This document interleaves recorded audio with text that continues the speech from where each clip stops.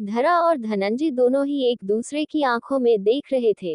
दोनों ही एक दूसरे के साथ जीना चाहते थे। धरा सब कुछ भूलकर हमेशा के लिए धनंजय की बाहों में जाना चाहती थी। धनंजय भी मन ही मन डिसाइड कर चुका था कि एक बार धरा उसके पास आ जाए फिर वह सब कुछ छोड़ देगा। अपनी धरा के साथ एक अच्छी जिंदगी बिताएगा। अपने मिट्टू के साथ हमेशा खुश रहेगा। तभी संजीव बजाज की आवाज धनंजय के कानों में पड़ी। अंडरस्कोप, क्या बात है। पति पत्नी 1 साल से साथ में थे, लेकिन दोनों के बीच कभी कुछ हुआ नहीं और आज जब दोनों के बीच जरा सी दूरी है तो दोनों ही एक दूसरे की दूरी बर्दाश्त नहीं कर पाए। दोनों ही मिलने के लिए बहुत छटपटा रहे हो ना। कहते हुए संजीव बजाज एक गंदी हंसी हंसने लगा। धनंजय कुछ बोलता उससे पहले ही देव ने धनंजय की कलाई पकड़ ली। देव ने कहा, अंडरस्कोप, क्या चाहिए तुम्हें धरा के बदले में? जो चाहते हो वह मिल जाएगा। धरा बस हमें दे दो, हम यहाँ धरा को ले जाने आए हैं। धनंजय ने कहा, अंडरस्कोप, संजीव बजाज, तुमने कहा था अगर मैंने 2 घंटे से पहले धरा को ढूंढ लिया तो तुम मुझे धरा को दे दोगे। मैंने 2 घंटे से पहले ही धरा को ढूंढ लिया। अब अपने वादे को पूरा करते हुए धरा को मुझे दे दो। संजीव बजाज ने हंसते हुए कहा, अंडरस्कोप, मैं कोई हरिश्चंद्र नहीं जो अपने किए हुए वादे पूरे करता फिरूं। संजीव अपनी बात से पलट जाएगा। ये बात तो धनंजय, टाइगर, देव तीनों ही जानते थे, लेकिन फिर भी धनंजय ने एक बार कोशिश करने की सोची लेकिन निराशा ही हाथ लगी। देव चिल्लाते हुए बोला, अंडरस्कोप, तो क्या चाहिए तुम्हें? तुम चारों की मौत। संजीव बजाज ने हंसते हुए कहा। ये सुनकर धरा के साथ साथ उन तीनों की आंखें भी बाहर आ गई। धनंजय गुस्से में कहा, अंडरस्कोप, धनंजय दीवान कोई चलता फिरता आम आदमी नहीं जिसे तुम मौत दे दो। मैं खुद मौत का सौदागर हूँ। संजीव बजाज ने हंसकर कहा, अंडरस्कोप, अच्छा तुम्हें लगता है मैं तुम्हें मार नहीं सकता? इतना कहकर संजीव बजाज ने धनंजय के माथे पर गन पॉइंट कर दी, जिसे देखकर धरा की तो जैसे जान ही निकल गई। धरा ने झटके से संजीव से अपनी बाजू को छुड़वाया और धनंजय के गले लग गई। धरा ने धनंजय को इतनी कसकर गले लगाया हुआ था जैसे वह अब जिंदगी भर धनंजय को नहीं छोड़ेगी। वही धनंजय ने भी धरा पर अपनी बाहें कस दी थी। यह नजारा देखकर संजीव का गुस्सा दुगना हो गया। संजीव ने फिर से धरा की बाजू पकड़ी और उसे धनंजय से अलग किया और फिर से धनंजय के माथे पर गन पॉइंट कर दी। धनंजय चिल्लाया, अंडरस्कोप, छोड़ दे मेरी धरा को। संजीव बजाज ने कहा, अंडरस्कोप, तुमने मेरी धरा को हाथ लगाकर गलती कर दी और उसका हर्जाना तो तुम्हें भुगतना ही पड़ेगा। इतना कहकर उसने अपने बाउंसर को देखा और वह सारे बाउंसर उन तीनों पर टूट पड़े। जैसे ही धनंजय हाथ उठाने को हुआ संजीव ने गुस्से में कहा, अंडरस्कोप, अगर तुमने एक भी बाउंसर को हाथ लगाया तो तुम्हारे सामने ही तुम्हारी धरा की खूबसूरती निचोड़ दूंगा। ये सुनते ही धरा रोने लगी और धनंजय ने जो हाथ उठाया था वह नीचे कर लिया। धनंजय इतना बेबस कभी नहीं था लेकिन आज वह सच में बहुत बेबस हो गया था। सिवाय पीटने के तीनों के पास कोई ऑप्शन नहीं था और तीनों उन सारे बाउंसर से चुपचाप मार खा रहे थे। वहीं देव ने मन ही मन कहा, अंडरस्कोप, महारानी परी, ये तो आप बहुत गलत कर रही है। मेरा जादू मुझे वापस कीजिए। वही देव की बात सुनकर महारानी परी के चेहरे पर भी उदासी थी। महारानी परी ने कहा, अंडरस्कोप, देव तुम समझ नहीं रहे। अगर मैंने तुम्हें तुम्हारा जादू वापस किया तो मुझे परलोक के पद से निष्कासित कर दिया जाएगा और तुम्हें हमेशा के लिए परलोक वापस बुला लिया जाएगा। फिर हम चाहकर भी दीवान फैमिली की मदद नहीं कर पाएंगे। तुम समझ क्यों नहीं रहे? मैं मजबूर हूँ खुशी से। मैंने तुम्हारा जादू नहीं छीना देव। कुछ चीज मेरे हाथों में भी नहीं होती। हमें सब कुछ नियम से करना होता है और नियम यही कहता है जब तक तुम अच्छे कामों को संग्रह नहीं करोगे तब तक तुम्हें जादू नहीं मिलेगा और अगर मैंने नियम तोड़ा तो मुझे हमेशा के लिए परीलोक से निकाल दिया जाएगा और धरती पर एक आम लड़की की तरह भेज दिया जाएगा। अब तुम बताओ क्या चाहते हो तुम? देव कुछ नहीं बोला, लेकिन वह महारानी परी की मजबूरी समझ गया। वही संजीव बजाज तीनों को पीटते हुए देखकर बहुत खुश था। वही धरा ने तो अपनी आंखें बंद कर ली थी। वह धनंजय को अपने सामने ऐसे नहीं देख सकती थी। उसने हमेशा ही धनंजय को अकड़ते हुए देखा था। धरा को धनंजय का अकड़ना कहीं ना कहीं अच्छा भी लगता था। धनंजय आम इंसान जैसा नहीं था।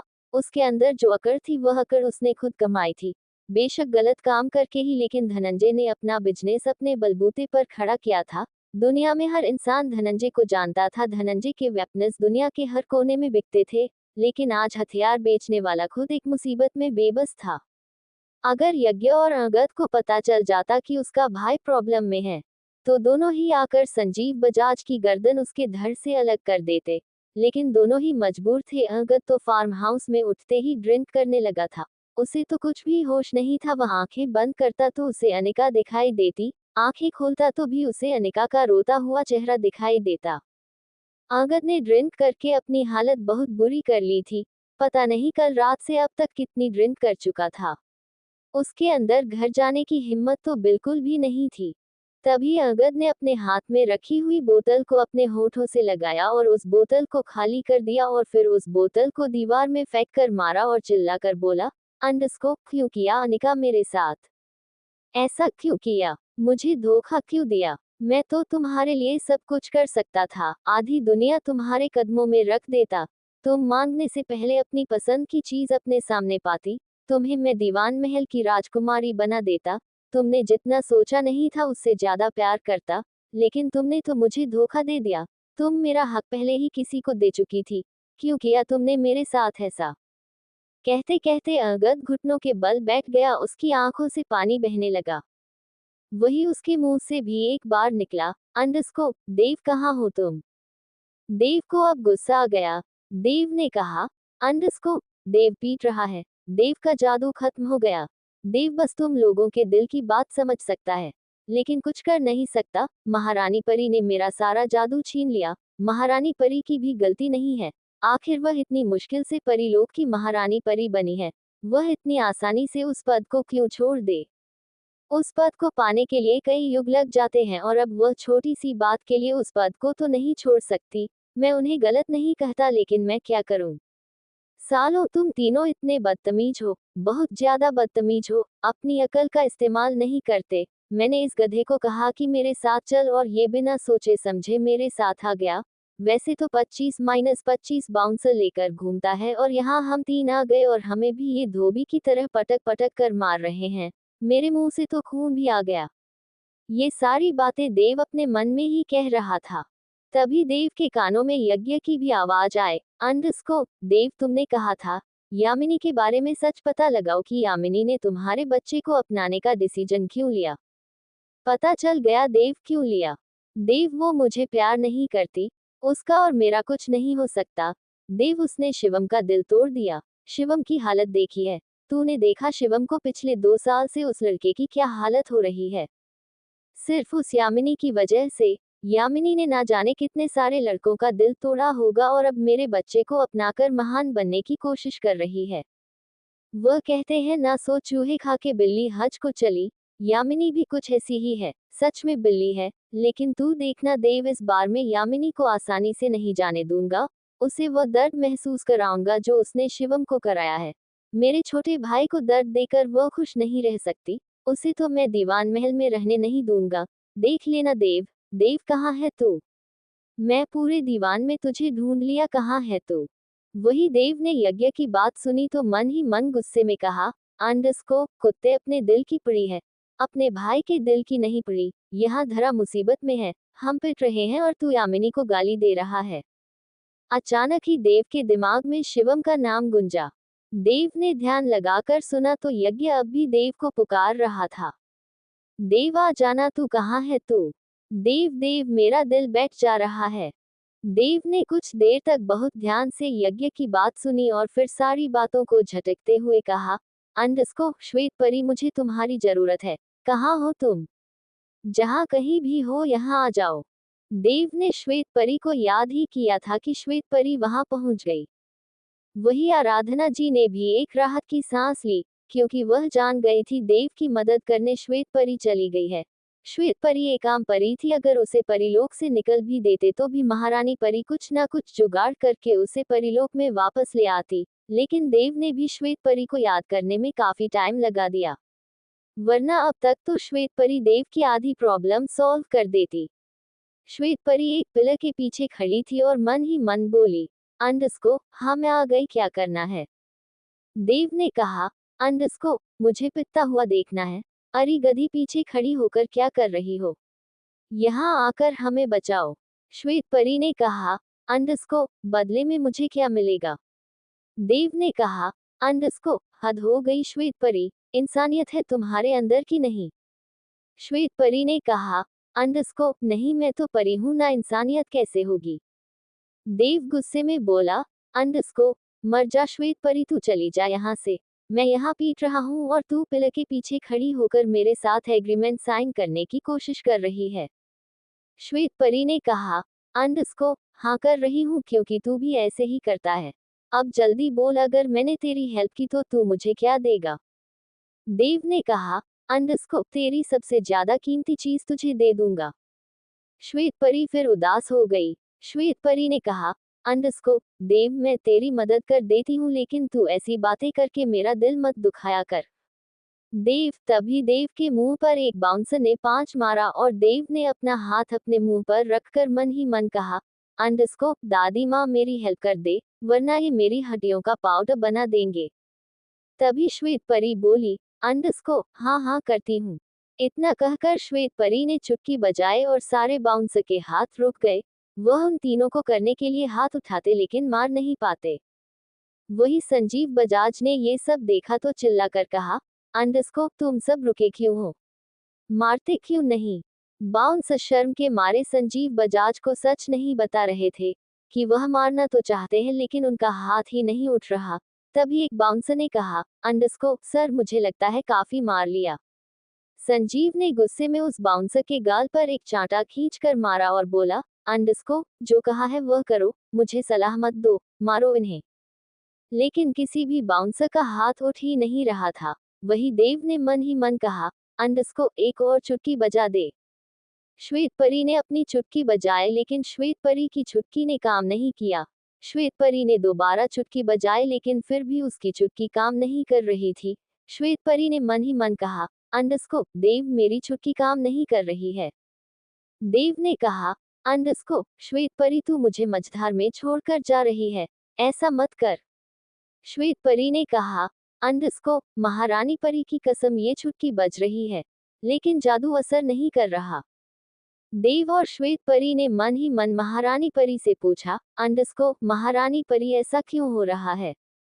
महारानी परी के चेहरे पर हैरानी के भाव आ गए। महारानी परी ने कहा, अंडस्को, क्योंकि तुम्हारे पास कोई शक्ति है जो तुम्हें रोक रही है। ये सुनते ही देव और श्वेत परी दोनों के चेहरे पर हैरानी के भाव आ गए। वही देव को समझते देर नहीं लगी, इस सब में कोई अनहोनी होने वाली है। देव ने पूछा, अंडस्को, कौन सी शक्ति? आप कहना क्या चाहती है? महारानी परी बोली, अंडस्को, तुम धरती पर जिसे ढूंढने आए हो, वह शक्ति तुम्हारे आसपास ही है। वह बुरी शक्ति तुम्हें रोकने के लिए कुछ भी कर सकती है। तुम्हारा जादू मैंने छीन लिया, लेकिन उसके पीछे भी एक कारण है, ताकि वह शक्ति तुम्हें नुकसान न पहुंचा सके। देव ने गुस्से में कहा, अंडस्को, आप कहना चाहती है कि भूतनाथ आसपास है? महारानी परी बोली, अंडस्को, हाँ, मैं यही कहने की कोशिश कर रही हूँ। इन सब में भूतनाथ कौन है मैं नहीं जानती, लेकिन इतना कह सकती हूँ, वह तुम्हारे आसपास ही है। अगर उसे पता चल गया कि यहाँ कोई परी है और उसके पास उसकी शक्तियाँ भी हैं, तो सबसे पहले श्वेत परी को मार देगा। इसलिए मैंने तुम दोनों को बचाने के लिए ही तुम दोनों को कुछ समय के लिए मानव बना दिया है। तुम भी सामान्य मानव हो, लेकिन तुम मन ही मन मुझसे बात कर सकते हो। देव गुस्से में मन ही मन बोला, अंडस्को, इस भूतनाथ की तो साले ने पिटवा दिया मुझे। तुझे तो मैं छोड़ूंगा नहीं। तुझे पकड़ने आया था और खुद की हालत ऐसी हो गई। तभी महारानी परी ने श्वेत परी और देव को आज्ञा देते हुए कहा, अंडस्को, तुम दोनों अपनी परेशानियों से खुद ही लड़ो। मैं इस वक्त तुम्हारी कोई मदद नहीं कर सकती। मैं नहीं चाहती कि भूतनाथ को पता चल जाए कि तुम दोनों इंसान नहीं बल्कि परीलोक के निवासी हो। देव, जो कि पहले ही पिट चुका था, उसकी हालत बहुत खराब थी। उसे गुस्सा भी आ रहा था। देव ने कहा, अंडस्को, अगर आप मेरी मदद नहीं कर सकती, तो कम से कम लेक्चर तो मत दीजिए। हालत देखिए, मेरे आम इंसान भी इतना नहीं पीटता जितना आपने मुझे पिटवा दिया। इस बार तो महारानी परी ने भी गुस्से में अपने हथेली अपने माथे पर मारकर कहा, अंडस्को, देव, तुम्हारा कुछ नहीं हो सकता। तुम्हें तो पहले ही बहुत पीटना चाहिए था। एक तो मैं तुम्हारी मदद करने की कोशिश कर रही हूँ, तुम दोनों को बचा रही हूँ, और तुम हो कि मेरे साथ बहस कर रहे हो। महारानी पारी ने शक्ति से श्वेत परी से कहा। अंडरस्को श्वेत परी जितनी जल्दी हो सके वहां से निकलकर दीवान महल आ जाओ। तुम दीवान महल में सुरक्षित हो। अगर भूतनाथ को पता चल गया कि तुम वहां हो तो सबसे पहले वो तुम पर वार करेगा और तुम चाह कर भी बच नहीं पाओगी। श्वेत परी तो ये सुनते ही वहां से भाग गई। देव श्वेत परी को भागते हुए देख रहा था। देव ने खुद से कहा, अंडरस्को जाएगी कहाँ? तुझे तो मैं बाद में देख लूंगा, आना तो तुझे मेरे पास ही है। मेरे पास आए बिना तेरा काम भी तो नहीं चलेगा। आखिर में मदद तो तुम मुझसे ही मांगेगी। चुड़ैल कहीं की मुसीबत में भाग गई। तभी महारानी परी ने देव को डांटते हुए कहा, अंडरस्को देव दिमाग से काम लो। अगर वह भागती नहीं तो आज उसका आखिरी दिन होता। वही संजीव बजाज ने अपने एक बाउंसर पर बंदूक पॉइंट करते हुए कहा, अंडरस्को मैंने पूछा रुके क्यों हो, मारते क्यों नहीं? लेकिन सारे ही बाउंसर सिर झुकाकर खड़े हो गए। तभी संजीव ने धनंजय के ऊपर बंदूक तान दी। संजीव बजाज ने गुस्से में कहा, अंडरस्को अगर मेरे बाउंसर तुम्हें नहीं मारेंगे तो मैं तुम्हें मार दूंगा, क्योंकि हाथ आए मछली तो मैं जाने नहीं दूंगा। ये देखकर देव और टाइगर दोनों की आंखें हैरानी से फैल गई। वही धनंजय की आंखें भी गुस्से में लाल हो गई। तभी एक 6.3 फुट का एक लंबा चौड़ा आदमी जो आम आदमी से ज्यादा मजबूत लग रहा था, उसने काले रंग की शर्ट और काले रंग की पैंट पहनी हुई थी। उसकी आंखें हल्की हल्की लाल थी, उसका रंग सांवला था। वह जाकर संजीव बजाज के पीछे खड़ा हो गया। उसने संजीव बजाज के कानों में धीरे से कहा, अंडरस्को सोच क्या रहे हो, मार दो। ये सुनते ही देव की आंखें फैल गई। देव कुछ बोलता उससे पहले ही उस लंबे चौड़े आदमी ने फिर कहा, अंडरस्को सोचो मत संजीव, गोली मार दो। सिर्फ तुम मेरी आवाज सुन सकते हो, सिर्फ तुम मुझे देख सकते हो, कोई और मुझे देखा नहीं सकता। इसीलिए जो कह रहा हूँ वह करो, गोली मार दो। इस दुनिया पर राज करना चाहते हो ना, तो दिखा दो कि तुम कितने खतरनाक इंसान हो। मैं तुम्हें इस दुनिया पर राज करने में तुम्हारी मदद करूंगा, लेकिन उसके लिए तुम्हें जान तो लेनी होगी, और मुझे लगता है तुम्हें आज से ही शुरुआत कर देनी चाहिए। इस धनंजय को मार दो, वरना ये हमेशा तुम्हारे रास्ते में आएगा। और ये लड़की जिसे तुम कितने ही सालों से अपना बनाना चाहते थे, ये लड़की तुम्हें मिल जाएगी, इसे अपना बना लो। मार दो धनंजय को। अगर धनंजय जिंदा रहा तो धरा को तुमसे ले दूर ले जाएगा। वही संजीव बजाज तो चुपचाप उस आदमी की बातें सुन रहा था। संजीव बजाज ने आसपास देखा और फिर धीरे से कहा, अंडरस्को भूतनाथ मैंने आज तक जान नहीं ली है। इस पर भूतनाथ हंसते हुए बोला, अंडरस्को संजीव बजाज मुझसे कुछ छुपा हुआ नहीं है। मैं अच्छे से जानता हूँ तुमने यहाँ तक आने के लिए कितनों की जान ली है, और अगर इससे आगे जाना है तो तुम्हें अब छोटी मोटी नहीं किसी बड़ी हस्ती की जान लेनी होगी, और इसकी शुरुआत तुम धनंजय से कर सकते हो। मार दो धनंजय को। जब माफिया वर्ल्ड में पता चलेगा कि तुमने धनंजय को मारा है, तो आधे से ज्यादा माफिया वर्ल्ड हिल जाएगा, और आधे से ज्यादा माफिया गैंगस्टर्स तुमसे डरने लगेंगे। देव को समझते देर नहीं लगी कि वह भूतनाथ है, और वह बस उसे ही दिखाई दे रहा है, क्योंकि देव के पास अब भी कुछ शक्तियां बची थी, कुछ ऐसी शक्तियां जिनका प्रयोग नहीं हो सकता था, लेकिन उन शक्तियों का प्रयोग वह खुद पर कर सकता था। और देव ने यह पता लगा लिया कि यही भूतनाथ है। देव इतना भी समझ गया कि अगर उसने रिएक्ट किया तो भूतनाथ उसे पहचान जाएगा कि मैं ही हूँ, जो धरती पर भूतनाथ को ढूंढने आया हूँ। देव मन ही मन कुछ बोलता है उससे पहले ही महारानी परी ने कहा, अंडरस्को देव अपनी अंदरूनी शक्तियों का भी इस्तेमाल मत करो, वरना हो सकता है भूतनाथ तुम्हें पहचान ले। अगर उसे पता चल गया कि तुम ही देव हो, तो वह तुम्हें मारने में वक्त बर्बाद नहीं करेगा, क्योंकि तुम्हें मारते ही वह पूरे तरीके से आजाद हो जाएगा। वही दूसरी तरफ संजीव बजाज ने अब भी धनंजय पर गोली तानी हुई थी। धरा ये सब देखकर डर गई। धरा ने संजीव बजाज की ओर देखकर कहा, अंडरस्को इन्हें छोड़ दीजिए, इन्हें दीजिए उन्हें, आप जो कहेंगे मैं करूंगी, इन्हें छोड़ दीजिए। ये सुनते ही धनंजय ने भी गुस्से में कहा, अंडरस्को संजीव बजाज, देव कहता है सिचुएशन हमेशा एक सी नहीं रहती, वक्त जरूर बदलता है। मैं भी इस प्रॉब्लम से बाहर आऊंगा, और जिस दिन मैं इस प्रॉब्लम से बाहर आया, सबसे पहले तुझे मारूंगा। वही भूतनाथ अब भी संजीव के कान में धीरे धीरे बोल रहा था, अंडरस्को मार दे इसे, इसे मारने से ही तू माफिया वर्ल्ड का किंग बनेगा, मार दे इसे। संजीव बजाज अब धनंजय को मारने के लिए मन बना चुका था और उसने बिना सोचे समझे धनंजय के सीने पर गोली चला दी, लेकिन गोली धनंजय को लगती उससे पहले ही धरा ने संजीव से हाथ छुड़ाकर धनंजय को गले लगा लिया और गोली सीधा धरा के कमर पर लगी। ये सब इतनी जल्दी हुआ कि किसी को कुछ समझ नहीं आया। देव ने ये सब देखा तो जहां खड़ा था वही सुन होकर खड़ा रहा। आखिर उसने जो अनहोनी होने की भविष्यवाणी की थी वह अनहोनी हो ही गई। वही टाइगर, उसके दिल की धड़कनें भी डबल स्पीड से भाग रही थी। धनंजय, उसे तो यकीन ही नहीं हुआ कि उसकी धरा को गोली लग गई। वह तो जैसे वक्त की तरह रुक गया। वही ये सब देखकर भूतनाथ के चेहरे पर एक मुस्कुराहट आ गई और संजीव बजाज के हाथ से बंदूक छूट गई। उसने तो धनंजय को मारने के लिए गोली चलाई थी।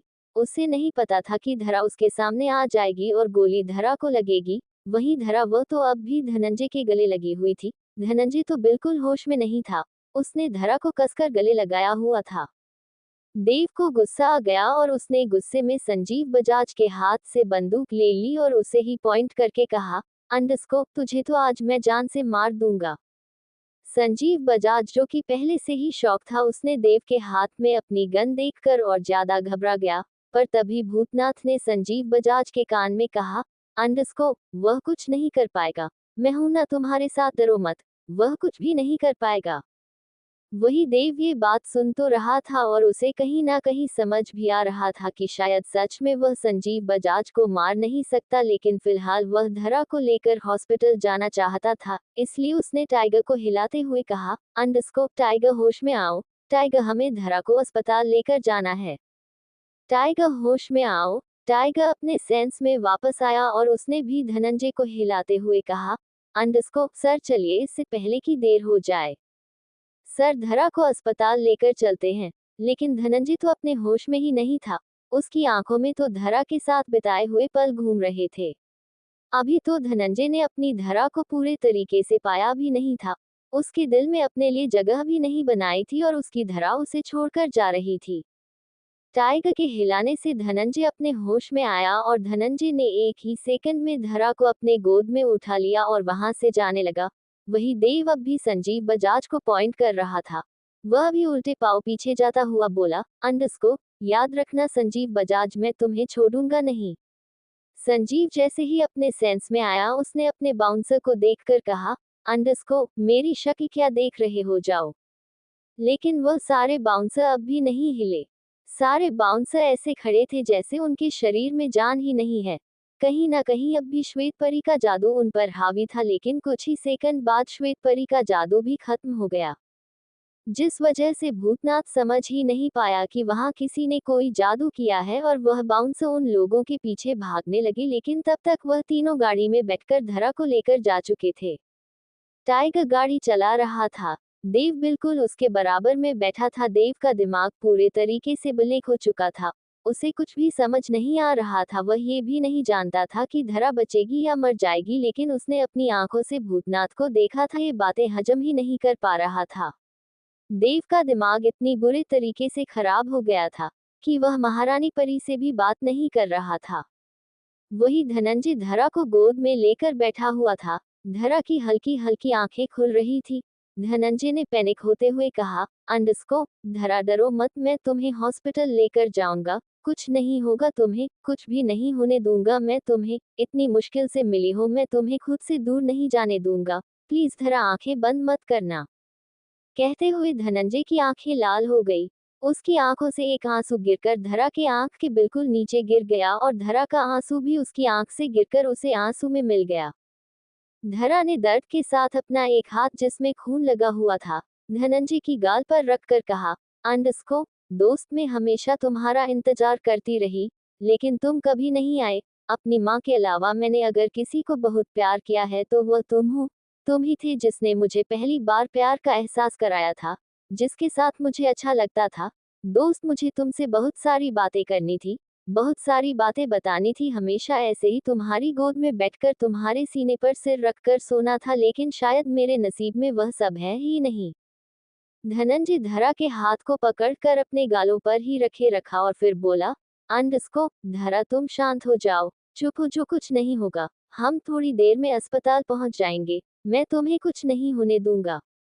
तुम्हारी हर ख्वाहिश तुम्हारा दोस्त पूरी करेगा, तुम्हारी हर बात सुनेगा, कुछ नहीं होगा। तुम तो मुझे छोड़कर नहीं जा सकती, मैं तुम्हें कहीं नहीं जाने दूंगा। धरा ने गहरी सांस ली और बोली, अंडरस्को, लेकिन मैं जा रही हूँ दोस्त, हमेशा के लिए जा रही हूँ। हो सके तो मेरी आखिरी इच्छा पूरी करना, मेरी माँ को ढूंढ लेना। मेरा दिल कहता है कि वह जिंदा है, हो सके तो मेरी माँ की रिस्पॉन्सिबिलिटी ले लेना, बाकी मुझे तुमसे कुछ नहीं चाहिए। अब तो धनंजय के आंसू रुक नहीं, उसकी दोनों आंखों से आंसू आकर धरा के गाल पर गिरने लगे। धनंजय बोला, अंडस्को, प्लीज धरा ऐसी बातें मत करो, मुझे मेरी गलतियों का पश्चाताप तो करने दो। प्लीज धरा ऐसा मत कहो, अगर तुम चली गई तो धनंजय भी तुम्हारे साथ चल जाएगा। ये धनंजय जो हंसने मुस्कुराने लगा था, ये फिर से पहले वाला धनंजय बन जाएगा।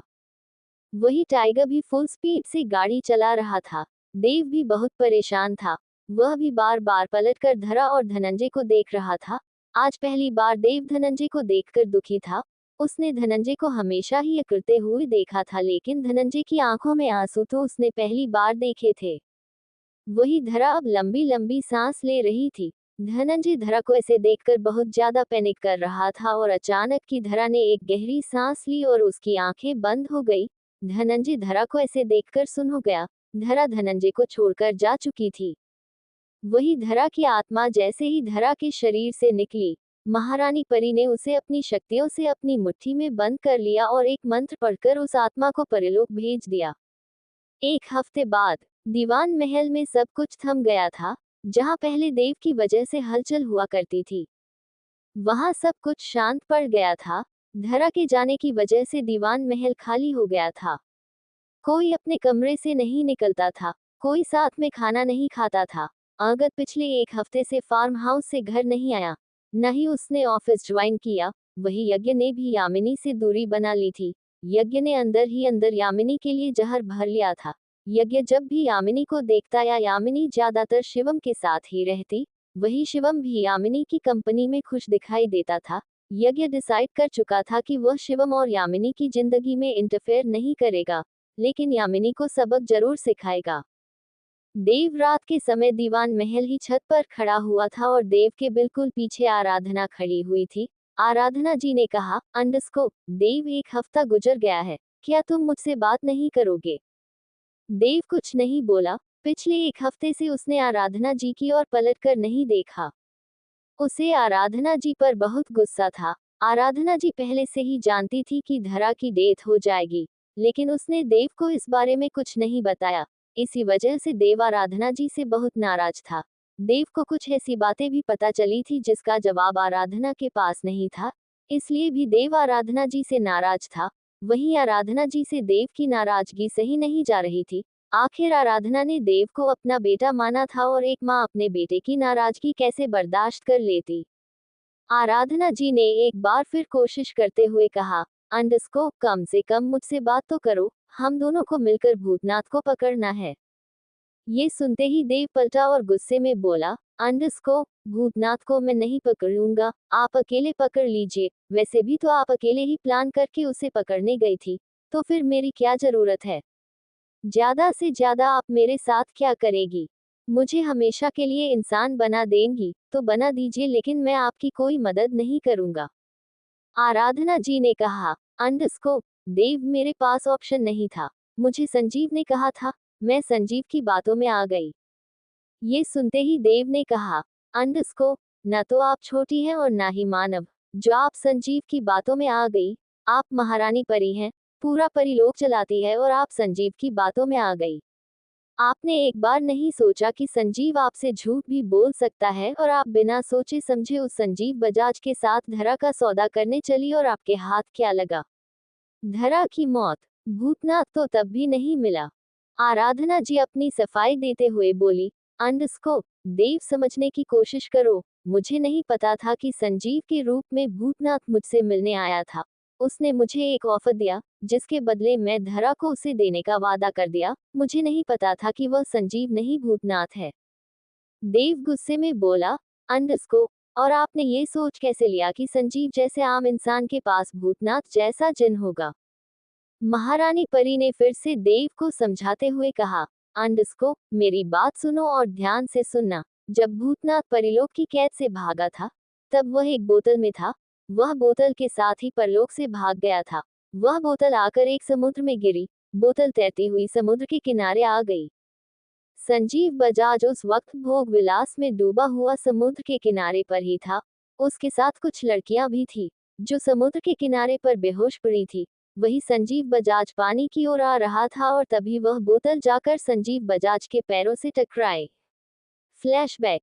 संजीव बजाज पूरी तरह नशे में था। उसने वह बोतल उठाए और जैसे ही समुद्र की ओर फेंकने लगा, बोतल में से आवाज आए, अंडस्को संजीव बजाज मुझे आजाद कर दो, मैं तुम्हें माफिया वर्ल्ड का किंग बना दूंगा।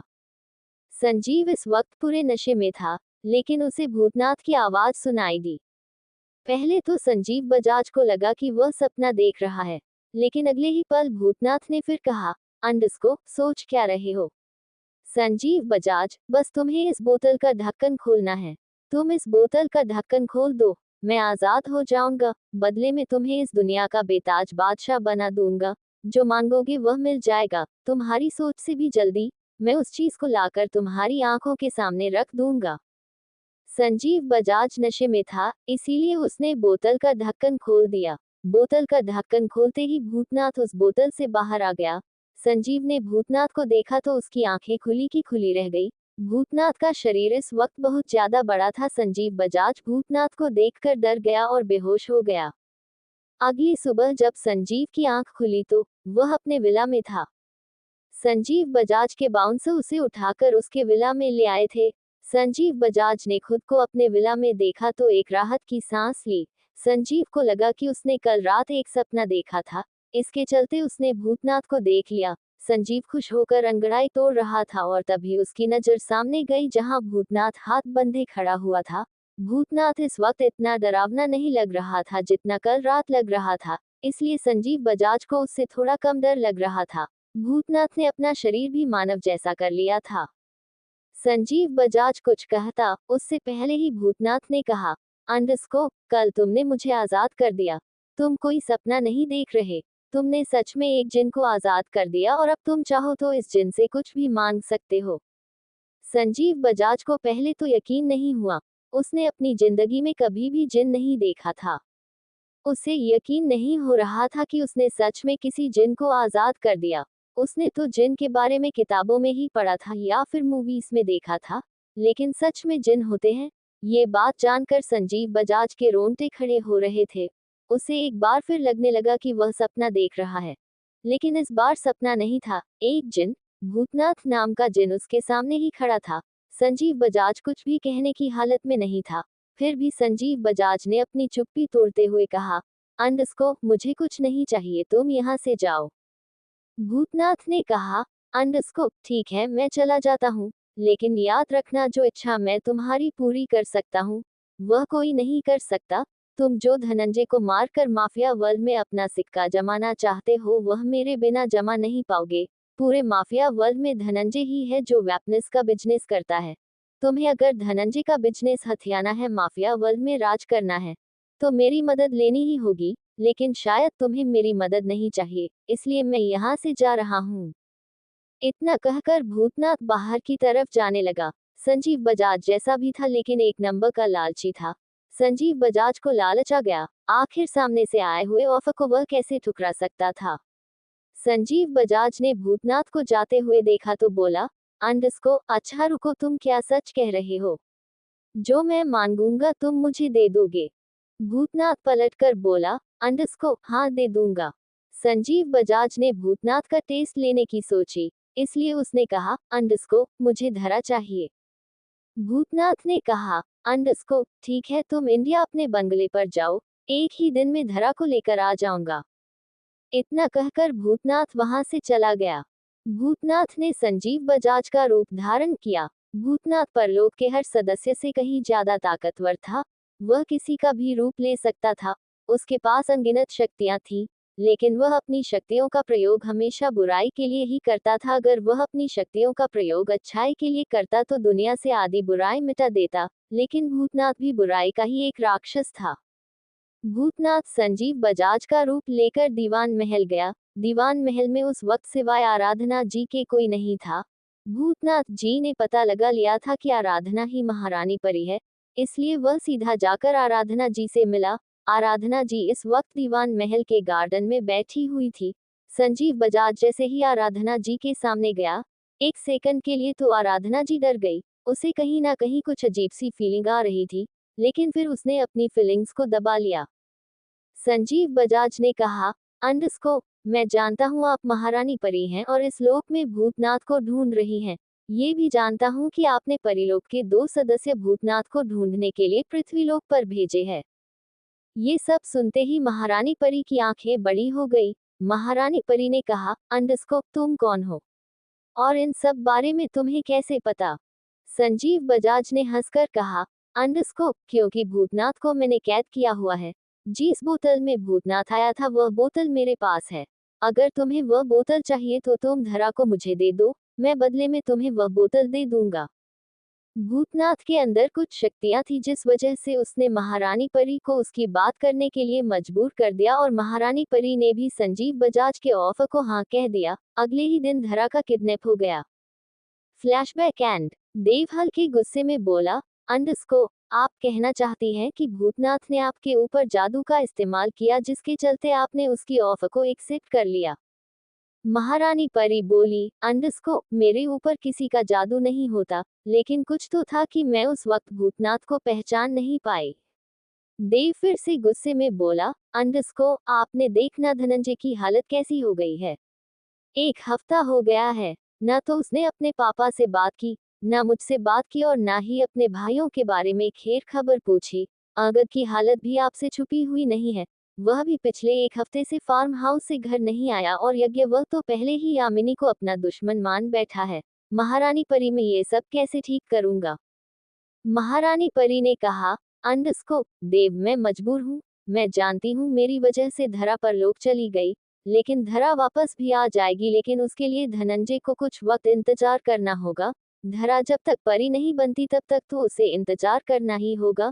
धनंजय को उसका प्यार जरूर मिलेगा। ना चाहते हुए भी देव आराधना जी की बातें मानने लगा। देव को सबकी फिक्र थी सिवाय दिव्यांशी की। इस 1 हफ्ते में उसने एक बार भी दिव्यांशी को नहीं देखा, न ही उसने पूछा दिव्यांशी कहाँ है। देव के पास अपनी शक्तियां होती तो शायद वह दिव्यांशी के बारे में पूछ भी लेता, लेकिन देव इस वक्त एक मानव था। इस वक्त वह इतना ही सोच सकता था जितना एक आम आदमी सोचता है, इसलिए उसने एक बार भी दिव्यांशी के बारे में नहीं सोचा। उसे लगा दिव्यांशी दीवान महल में ही है। वही महारानी परी ने देव से कहा, अंडरस्को, देव हमें सब कुछ ठीक करना होगा, जिसके लिए मुझे तुम्हारी मदद चाहिए। श्वेत परी की मदद चाहिए।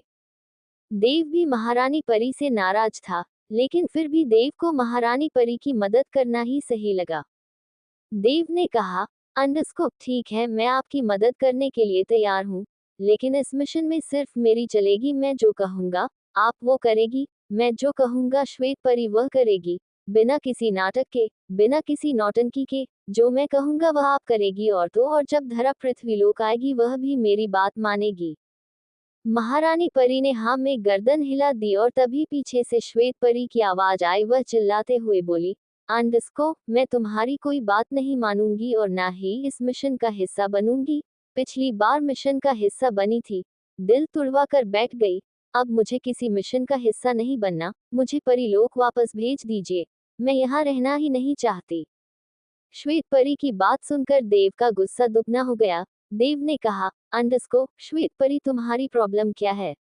अब हमें तुम्हारी सबसे ज्यादा जरूरत है, तो तुम परीलोक वापस जाना चाहती हो, वरना तो यही पिछली गली में गोलगप्पे खा रही थी। श्वेत परी ने भी देव को गुस्से में देखा और बोली, अंडरस्को, गोलगप्पे नहीं खा रही थी, भल्ले पापड़ी खा रही थी।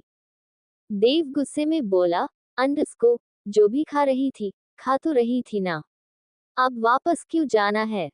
श्वेत परी की आंखों में फिर से उसका पास्ट घूमने लगा। श्वेत परी ने कहा, अंडरस्को, देव मैंने हमेशा तुम्हारी मदद की है, एक मदद तुम मेरी कर दो। अगर तुम चाहते हो कि मैं इस मिशन में रहूं तो मेरी सारी पुरानी यादें मिटा दो। देव गुस्से में बोला, अंडरस्को, मेरे पास मेरी पावर होती ना, तो मैं तुम्हारी याद के साथ साथ तुम्हें भी मिटा देता। लेकिन अफसोस मेरे पास मेरी पावर नहीं है। श्वेत परी ने कहा, अंडरस्को, तो मैं इस मिशन का हिस्सा नहीं बन सकती, मुझे वापस भेज दीजिए, मैं यहाँ नहीं रहना चाहती। श्वेत परी की बात सुनकर देव को अब बहुत ज्यादा गुस्सा आ गया। वैसे भी दीवान महल में बहुत ज्यादा बवाल मच चुका था। देव उस बवाल को ठीक करना चाहता था, लेकिन उसे कहीं से भी कुछ ठीक करने का सिरा मिल नहीं रहा था। ऊपर से श्वेत परी का मिशन छोड़कर जाना उसे और ज्यादा गुस्सा दिला रहा था। देव ने गुस्से में अपने सिर पर हाथ रखकर कहा, अंडरस्को, श्वेत परी तुम्हारी प्रॉब्लम क्या है? शिवम गलत नहीं था, गलत महारानी परी थी। शिवम कभी तुम्हें छोड़कर नहीं गया, तुम शिवम को छोड़कर गई थी। शिवम आज भी तुम्हारा इंतजार कर रहा है, आज भी तुम्हें दुनिया में ढूंढता है। ये जो तुम शिवम और यामिनी को देख रही हो, वह बस एक दोस्ती है और कुछ नहीं। शिवम और यामिनी को साथ में देखकर तुमने भी अपनी राय बना ली और वह यज्ञ का बच्चा जो अपने आप को बहुत बड़ा बिजनेस टाइकून समझता है, उसने भी अपनी राय बना ली। लेकिन तुम दोनों ने कभी भी शिवम और यामिनी को करीब आते हुए देखा नहीं ना? श्वेत परी, शिवम तब भी तुम्हें प्यार करता था और आज भी तुम्हें प्यार करता है। तुम ही उसकी प्यार को समझ नहीं पाए। तुमने जो देखा वह सब एक धोखा था, महारानी परी का बनाया हुआ एक षड्यंत्र था। देव की बात सुनकर श्वेत परी की आंखें फैल गई। उसे अपने कानों पर यकीन नहीं हो रहा था। श्वेत परी ने हैरानी से आराधना जी की ओर देखा। आराधना जी अपनी नजरें चुराने लगी। जहां श्वेत परी की आंखों में आराधना जी के लिए बहुत सारे सवाल थे, वही आराधना जी की आंखों में सिवाय खालीपन के कुछ नहीं था। देव ने श्वेत परी की बाजू पकड़ी और उसे अपनी ओर घुमाते हुए कहा, अंडरस्को, ये सारा बवाल मैं नहीं मचा रहा, ये हमारी महारानी परी मचा रही हैं। ये सब जो कुछ भी हो रहा है, यह महारानी परी कर रही हैं और अब ये चाहती हैं कि मैं बिना जादू के सब कुछ ठीक कर दूं। मेरी तो गधे वाली हालत हो गई है, घर का ना घाट का। श्वेत परी ने देव को देखकर कहा, अंडरस्को, गधा नहीं, धोबी का कुत्ता। देव ने हैरानी से श्वेत परी की तरफ देखकर कहा, अंडरस्को, हालत तेरी महिला देवदास जैसी हो गई है, लेकिन मेरी कहावत को करेक्शन करना है। तू एक काम कर, कहावत को ही ठीक कर ले। मैं तुझे सच नहीं बताता, जा सारी जिंदगी यही मानती रह कि शिवम ने तुझे धोखा दिया। जा, मैं नहीं बताता तुझे सच। इतना कहकर देव गुस्से में पलट गया। श्वेत परी ने आराधना जी की ओर देखा। आराधना जी अब भी नजरें चुरा रही थी। श्वेत परी समझ गई उसके सवालों का जवाब आराधना जी नहीं देगी, इसलिए उसने देव की बाजू पकड़कर अपनी तरफ घुमाया और नम आंखों से बोली, अंडरस्को, देव सच बताओ ना, शिवम ने मुझे धोखा नहीं दिया? क्या मेरा शिवम गलत नहीं है? क्या तुम सच कह रहे हो? शिवम आज भी मुझे प्यार करता है। प्लीज सच सच बताओ, अगर ऐसा है तो मैं तुम्हारे इस मिशन में तुम्हारी हर बात मानने के लिए तैयार हूँ, बताओ मुझे। देव भी फुल एटीट्यूड के साथ बोला, अंडरस्को, मैं क्यों बताऊं? ये खड़ी हमारी महारानी परी, ये बताएंगी। इनसे पूछो इन्होंने शिवम के पास उस लड़की को क्यों भेजा, क्यों शिवम का कैरेक्टर तुम्हारे सामने खराब कर दिया, जबकि ये जानती थी कि तुम शिवम से प्यार करने लगी हो। श्वेत परी ने नम आंखों से महारानी परी की ओर देखा और बोली, अंडरस्को, महारानी परी, लोक में कोई भी आपसे सवाल नहीं करता, मैं भी नहीं करूंगी। आप जो करती हैं वह बिल्कुल सही करती हैं, लेकिन मैं आज आपसे बस इतना कहना चाहती हूँ, मुझे परी योनि से मुक्ति दे दीजिए। मैं अपने शिवम के पास रहना चाहती हूँ, उससे शादी करना चाहती हूँ। 2 साल तक मैं शिवम को गलत समझती रही, शिवम मेरा इंतजार करता रहा, लेकिन आपने मुझे कभी सच नहीं बताया। मैं आज भी आपसे सच नहीं जानना चाहती, लेकिन बस इतना चाहती हूँ कि आप मुझे इस योनि से मुक्ति दे दीजिए। आराधना जी अब भी कुछ नहीं बोली। वही श्वेत परी उम्मीद भरी नजरों से आराधना जी को देख रही थी। देव ने कहा, अंडरस्को, वह कुछ नहीं कहेंगी और ना ही तुम्हें परी योनि से मुक्ति देगी। खैर छोड़ो, ये सारी बातें बाद में करेंगे, वक्त आने पर तुम्हें बता दूंगा कि महारानी परी ने ऐसा क्यों किया। फिलहाल तुम इस मिशन में शामिल हो जाओ। श्वेत परी ने देव की तरफ देखा। देव ने पलकें झपका दी। देव ने कहा, अंडरस्को, श्वेत परी, फिलहाल तुम इस मिशन में शामिल हो जाओ, हमें सब कुछ ठीक करना है। मैं तुम्हारे साथ हूँ, तुम जैसा चाहती हो वैसा ही होगा, लेकिन फिलहाल तुम मेरी बात मान लो। तुम्हारा प्यार, तुम्हारा शिवम तुम्हारी आंखों के सामने है, इन सब में उसकी कोई गलती नहीं थी। जाओ, जाकर शिवम को अपना बना लो। देव की बात सुनकर श्वेत परी ने कहा, देव, मैंने महारानी परी पर विश्वास किया और बदले में तुमने देख लिया मेरे साथ क्या हुआ। परीलोक में तुम्हारे अलावा कोई भी महारानी परी से सवाल नहीं करता, बाकी किसी को भी परीलोक में इसकी अनुमति नहीं है। लेकिन इस बार मैं तुम पर विश्वास कर रही हूँ, मेरा विश्वास मत तोड़ना, वरना मैं भी भूतनाथ की तरह बगावत कर दूंगी। ये सुनकर आराधना जी ने श्वेत परी की ओर देखा, उनकी आंखें हैरानी से फैल गई। जबकि देव उसे तो भूतनाथ के पास्ट के बारे में कुछ भी नहीं पता था। उसने श्वेत परी को हैरानी से देखा तो श्वेत परी बोली, वक्त आने पर मैं भी तुम्हें भूतनाथ के बारे में सब कुछ बता दूंगी। इतना कहकर श्वेत परी वहां से चली गई। वही देव आराधना जी को देख रहा था। आराधना जी ने इस बार सख्ती से कहा, मुझसे कुछ भी पूछना नियम के खिलाफ है, मैं तुम्हारे किसी सवाल का जवाब नहीं दूंगी, समझे। इतना कहकर आराधना जी वहां से जाने लगी।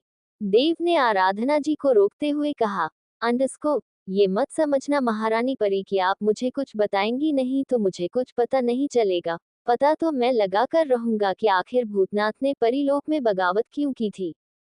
महारानी परी वहां से चली गई, लेकिन उसके चेहरे पर टेंशन के भाव आ गए। वही श्वेत परी अपने चेहरे पर बड़ी सी मुस्कुराहट लेकर पूरे दीवान महल में शिवम को ढूंढ रही थी, लेकिन उसे शिवम कहीं भी नहीं दिखा। पिछले एक हफ्ते से श्वेत परी जानबूझकर शिवम के सामने नहीं गई, क्योंकि वह शिवम के धोखे से पूरी तरह टूट गई थी, इसीलिए वह शिवम को फेस नहीं करना चाहती थी। जब जब उसने शिवम को देखा तब तक वह यामिनी के पास ही था, जिसे देखकर श्वेत परी को लगा कि शिवम सच में एक कैरेक्टरलेस इंसान है। फाइनली पूरा महल ढूंढने के बाद श्वेत परी को शिवम बार में देखा। शिवम के एक हाथ में ड्रिंक का गिलास था और दूसरे हाथ में अपना मोबाइल, जिसमें वह श्वेत परी की फोटो देख रहा था। वही श्वेत परी बिल्कुल शिवम के पीछे खड़ी हुई शिवम को देख रही थी। श्वेत परी की आंखों में शिवम के साथ बिताए हुए पल याद आने लगे।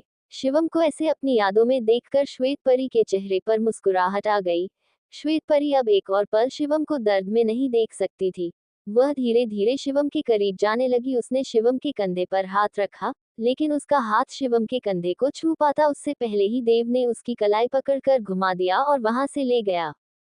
श्वेत परी को इस वक्त देव पर बहुत गुस्सा आ रहा था। श्वेत परी कमरे में आई और चिल्लाते हुए बोली, देव तुम मर क्यों नहीं जाते। इस पर देव ने कहा, मैं पहले से ही मरा हुआ हूँ और कितनी बार मरूं।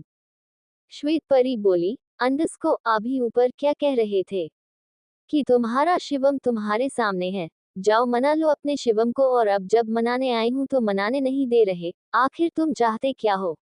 देखिए तुमने शिवम की हालत कैसी हो गई है, दिन रात ड्रिंक करता है और मेरी फोटो देखता रहता है। देव ने भी इरिटेट होकर कहा, हाँ जानता हूँ, तेरी याद में बैरागी बनकर घूम रहा है, लेकिन तुम ऐसे उसके पास नहीं जा सकती। श्वेत परी ने देव से अपना हाथ झटक कर कहा, क्यों नहीं जा सकती। देव ने कहा, क्योंकि तुम स्वार्थी बनकर काम करोगी तो तुम्हारे पॉइंट्स कम हो जाएंगे, और अगर तुम्हारे पॉइंट्स कम हो गए तो तुम्हें तुम्हारा जादू वापस मिलने में बहुत टाइम लग जाएगा। तुम्हें स्वार्थी नहीं बनना, दिल खोलकर दूसरों की मदद करनी है। मैं और तुम जितना दीवान महल को खुशियों से भर देंगे उतने ही हमारे पॉइंट्स बढ़ेंगे और फिर हम अपना जादू दोबारा प्राप्त कर लेंगे। लेकिन अगर तुम स्वार्थी बनाकर शिवम के पास चली गई तो तुम्हारा जादू तुम्हें बहुत बाद में मिलेगा। तुम शायद भूल रही हो, परिलोक का नियम है, परिलोक का कोई भी सदस्य स्वार्थी नहीं बन सकता, और इसी के चलते महारानी पारी ने इतना सब कुछ कर दिया। वह स्वार्थ के साथ अपना काम नहीं करती, बल्कि सबके भले के लिए काम करती है। श्वेत परी बोली, लेकिन महारानी परी ने तो कहा था, अगर हमारा जादू हमें वापस मिल जाएगा तो भूतनाथ हमें पहचान लेगा। देव बोला, हाँ पहचान लेगा, लेकिन उसके लिए भी एक रेंज है। अगर वह हमारे 1 किलोमीटर के आसपास रहा तो ही हमें पहचान पाएगा, वरना नहीं पहचान पाएगा, समझी अक्ल की अंधी। श्वेत परी मुंह बनाकर बोली, तुम्हारे कहने का मतलब है मैं शिवम से मिल नहीं सकती।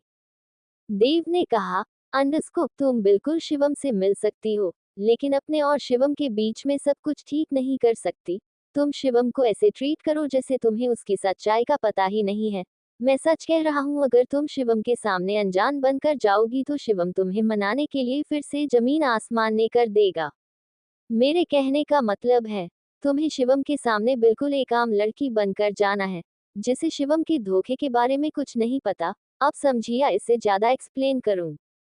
श्वेत परी का मुंह बन रहा था, उसे देव पर गुस्सा भी आ रहा था।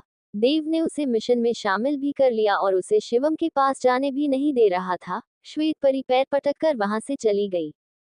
फिर वापस आए और देव को देखकर बोली, अंडस्को, तू सच में धोबी का कुत्ता है।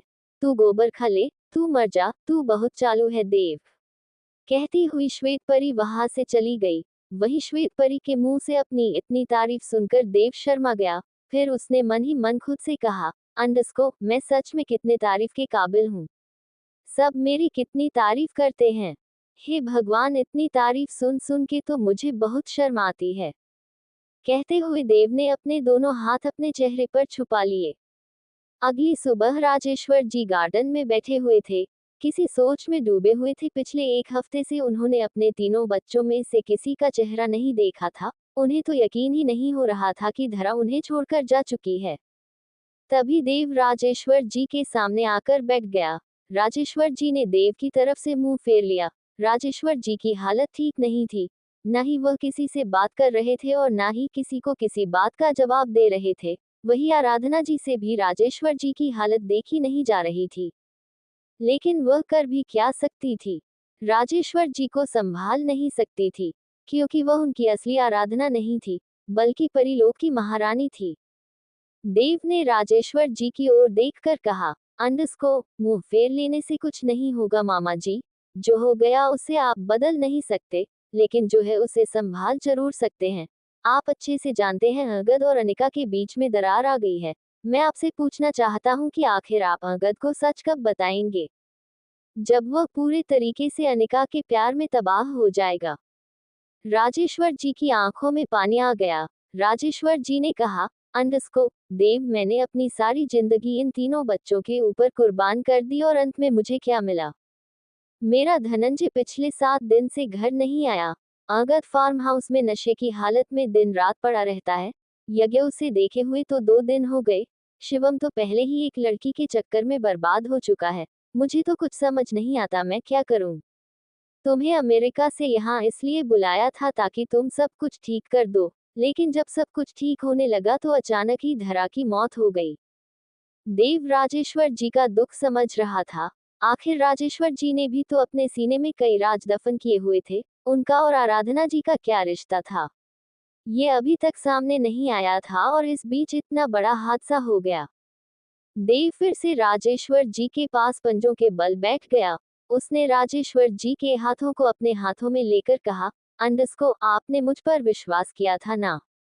एक बार और कीजिए, जैसा मैं कहता हूँ वैसा कीजिए। मैं आपसे वादा करता हूँ आने वाले कुछ ही दिनों में इस वीरान महल में खुशियाँ लौट आएंगी। आपको आपके 45वें जन्मदिन से पहले आपको आपके सारे बच्चे खुश नजर आएंगे।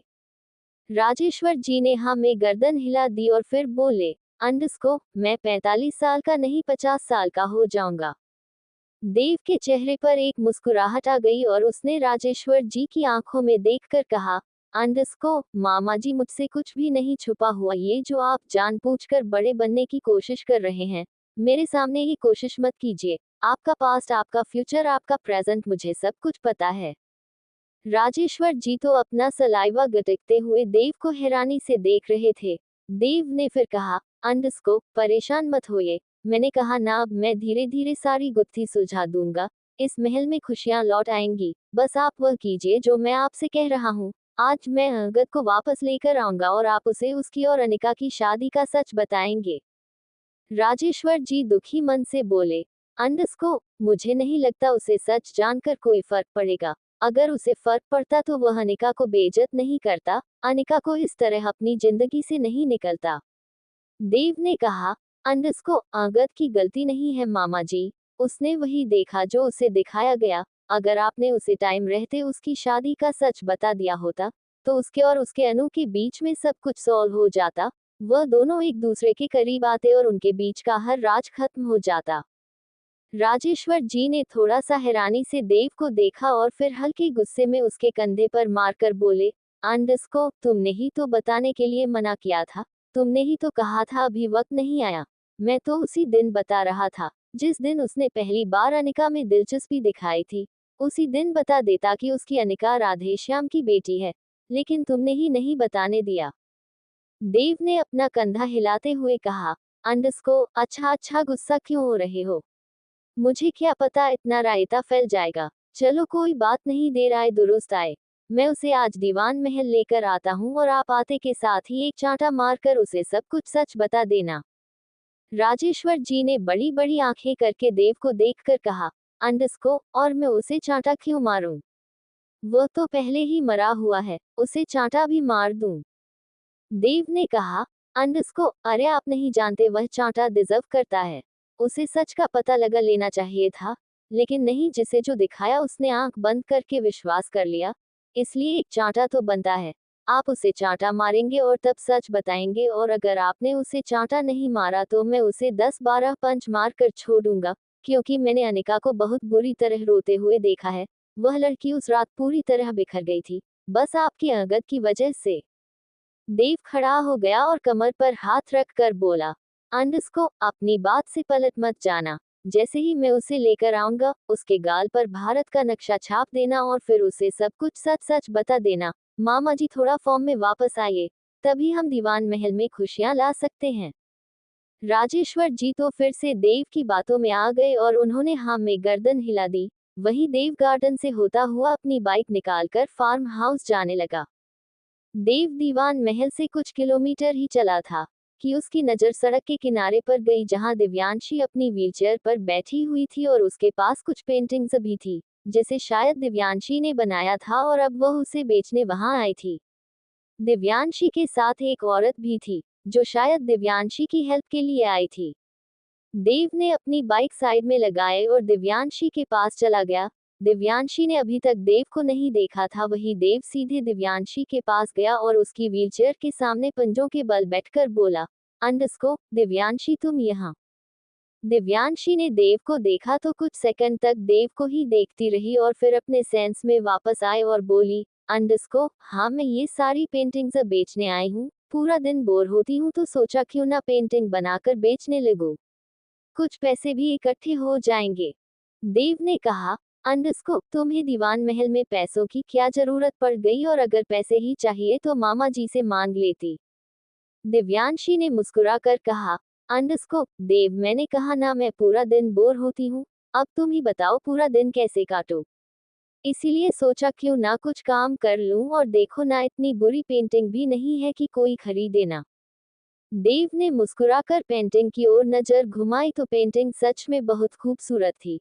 देव ने फिर दिव्यांशी की ओर देखकर कहा। अंडस्को, दिव्यांशी पेंटिंग सच में बहुत खूबसूरत है और मुझे खुशी है कि तुम अब इंडिपेंडेंट बनना चाहती हो। दिव्यांशी ने कहा। अंडस्को, हाँ देव, मेरी हालत तो तुम देख ही रहे हो। अगर कुछ पैसे होंगे तो मेरे काम ही आएंगे। देव तो इस वक्त मानव रूप में था, इसीलिए उसे दिव्यांशी के बातों के पीछे छुपा हुआ दर्द समझ नहीं आया। देव ने उठकर कहा। अंडस्को, अच्छा मैं जा रहा हूँ बहुत जरूरी काम से, शाम को मिलते हैं। इतना कहकर देव वहां से चला गया। वहीं दिव्यांशी देव को जाते हुए देख रही थी। दिव्यांशी के साथ जो औरत आई थी, दिव्यांशी ने उसे देखकर कहा। अंडस्को, वापस चलो, मेरा मन यहाँ रुकने का नहीं है। वही देव ने बुलेट आधे घंटे बाद फार्म हाउस के बाहर रोकी। देव सीधा फार्म हाउस के अंदर चला गया। देव ने फार्म हाउस के फर्श पर नजर घुमाई तो वहां दुनिया भर की बोतल घूम रही थी। गिलास टूटे हुए थे, पूरे हॉल में कांच ही कांच बिखरा हुआ था। ये सारा नजारा देखकर देव ने अपनी हथेली अपने माथे पर मार ली और फिर दांत पीसते हुए खुद से कहा। अंडस्को, आगद में अकल नाम की चीज तो है नहीं। समझ नहीं आता अनिका जैसी लड़की इसे कैसे प्यार करने लगी। अनिका को तो पहले दिन ही इसे जहर देकर मार देना चाहिए था। ना ये जिंदा होता और ना ही इसकी जिंदगी मौत से बदतर होती।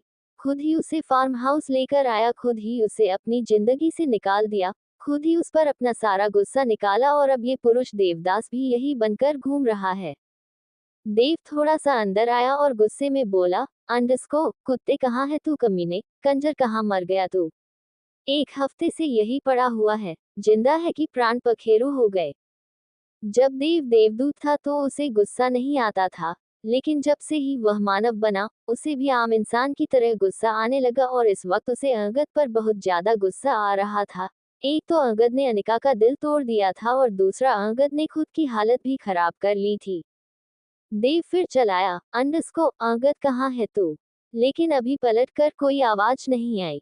देव ने फार्म हाउस के कमरों को देखना शुरू किया और फाइनली वह उस कमरे में आ गया जहां अंगद था। देव ने उस कमरे में नजर घुमाई तो वह कमरा पहले जैसा ही डेकोरेट था, लेकिन उस कमरे के फूल सूख चुके थे, मोमबत्तियां पिघल चुकी थी, डेकोरेशन का पूरा सामान इधर उधर फैला हुआ था। वह कमरा डेकोरेट कम और कूड़ा घर ज्यादा लग रहा था और वही बेड पर अंगद नशे की हालत में पड़ा हुआ था। अंगद पेट के बल लेटा हुआ था, अंगद के शरीर पर बस उसका लोअर था, बाकी वह बिना शर्ट बेड पर लेटा हुआ था। अंगद की हालत देखकर देव को एक सेकंड के लिए बहुत बुरा लगा, लेकिन अगले ही पल उसने पास पड़ा हुआ फ्लावर पॉट उठा लिया और उसे मारने को हुआ, लेकिन उसके हाथ रुक गए और उसने फ्लावर पॉट जमीन पर दे मारा। फ्लावर पॉट जमीन पर गिरने से बहुत तेज आवाज हुई, लेकिन अंगद को तो कोई फर्क ही नहीं पड़ा। अंगद को होश ही नहीं था, वह तो पिछले 7 दिन से बस पी रहा था। उसका दिल भी बुरी तरह टूट चुका था। वही देव ने अंगद को देखा और फिर अंगद को जगाने की कोशिश की, लेकिन अंगद उससे जाग ही नहीं रहा था। देव ने जैसे तैसे अंगद को उठाया और उसका एक हाथ अपनी गर्दन में लपेटा, उसे वॉशरूम की ओर ले जाने लगा। अंगद अपने होश में बिल्कुल नहीं था और देव को उसे वॉशरूम में ले जाने के लिए बहुत मेहनत करनी पड़ रही थी। कहाँ देव चॉकलेट बॉय और कहाँ अंगद बॉडी बिल्डर। देव को आज महसूस हो रहा था कि सच में अंगद में बहुत वेट है। जब देव के पास उसकी पावर थी तो वह अंगद को ऐसे ही टक्कर मार कर गिरा देता था, लेकिन अब अंगद को वॉशरूम तक ले जाने में देव की सांस फूल रही थी। देव अंगद को लेकर जैसे तैसे वॉशरूम में चला गया। देव ने वॉशरूम में जाकर शावर ऑन कर दिया। शावर का हल्का गर्म पानी जब अंगद के शरीर पर पड़ा तो अंगद की आंखें खुल गई। अंगद ने हल्की खुली आंखों से देव को देखा तो देव ने उसे गुस्से में कहा, अंडस्को, अब अपने सहारे खड़ा हो जा, तू मेरे ऊपर गिर गया तो मेरी चटनी बन जाएगी। इतना क्यों खाता है और इतनी बॉडी बनाकर तुझे जाना कहाँ है? थोड़ा कम खाया कर, सांड कहीं के, तुझे कमरे से यहाँ तक लाने में मेरी कमर टूट गई। अब जल्दी से फ्रेश होकर बाहर आ, तुझसे बात करनी है और बाहर आकर मेरी कमर पर दवाई भी लगा दे। देव तो बोले जा रहा था, वही अंगद उसकी आंखों से आंसू का एक कतरा बह गया और वह पानी में कहीं खो गया। उसने देव को देखकर देव पर अपनी बाहें लपेट दी और देव की चीख निकल गई। लेकिन देव समझ रहा था कि अंगद अपना दर्द उसके साथ बांट रहा है, बिना कुछ कहे, बिना किसी रिएक्शन के। देव समझ तो सब रहा था, लेकिन अंगद की मजबूत बाहें जब उस पर लिपट गई तो सच में उसकी तो जान हलक में आ गई। देव ने मन ही मन कहा, अंडस्को, अगर इसने अनिका को एक बार ऐसे गले लगा लिया, उस बेचारे के तो प्राण पखेरु ही हो जाएंगे, वह तो इसकी बाहों में ही दम तोड़ देगी। देव ने अंगद की कमर पर हाथ रखा, उसे रब करते हुए कहा, अंडस्को, अंगद, मैं तेरा दर्द समझ रहा हूँ, तेरा दर्द कम करने ही आया हूँ, लेकिन प्लीज थोड़ी अपनी पकड़ ढीली कर, वरना सच कहता हूँ मेरी कमर की हड्डी टूट जाएगी। अंगद ने अपनी पकड़ ढीली कर ली, लेकिन देव को नहीं छोड़ा। कहीं ना कहीं उसे देव को गले लगाकर थोड़ा सा सुकून मिल रहा था। उसे ऐसा लग रहा था जैसे उसके दर्द की दवा सिर्फ देव के पास है, सिर्फ देव ही है जो उसका दर्द कम कर सकता है। और देव उसका दर्द कम करने ही आया था। देव ने जैसे तैसे अंगद को खुद से दूर करके कहा, अंडस्को, मैं बाहर हूँ, तू फ्रेश होकर आजा, तुझसे बात करनी है और तू टेंशन मत ले, मैं हूं ना तुझे पिटवा कर। मेरा मतलब है तुझे कुछ ऐसा बताऊंगा जिससे तेरी सारी टेंशन दूर हो जाएगी, तू बाहर आ जा। देव ने जैसे तैसे अंगद को खुद से दूर करके कहा, अंडस्को, मैं बाहर हूँ, तू फ्रेश होकर आजा, तुझसे बात करनी है और तू टेंशन मत ले, मैं हूं ना तुझे पिटवा कर। मेरा मतलब है तुझे कुछ ऐसा बताऊंगा जिससे तेरी सारी टेंशन दूर हो जाएगी, तू बाहर आ जा। अंगद कुछ नहीं बोला और देव बाहर चला गया। देव बाहर आया। देव भी शॉवर के पानी में भीग चुका था। उसने कबर्ड खोला और उसमें से अपने साइज की शर्ट ढूंढने लगा, लेकिन वह तीनों ही भाई बॉडी बिल्डर थे। एक की भी शर्ट देव को फिट नहीं आई थी। देव उनमें से अपनी साइज ढूंढ रहा था, जिस भी शर्ट को हाथ लगाता वही शर्ट उसे अपने ओवरसाइज लगती। देव ने जैसे तैसे एक शर्ट निकाली और उसे पहन लिया, लेकिन वह भी देव की थोड़ा सा ओवरसाइज थी। देव ने खुद को मिरर में देखकर कहा, अंडस्को, इतना बुरा भी नहीं लग रहा, चलो ठीक है आज काम चला लेता हूँ।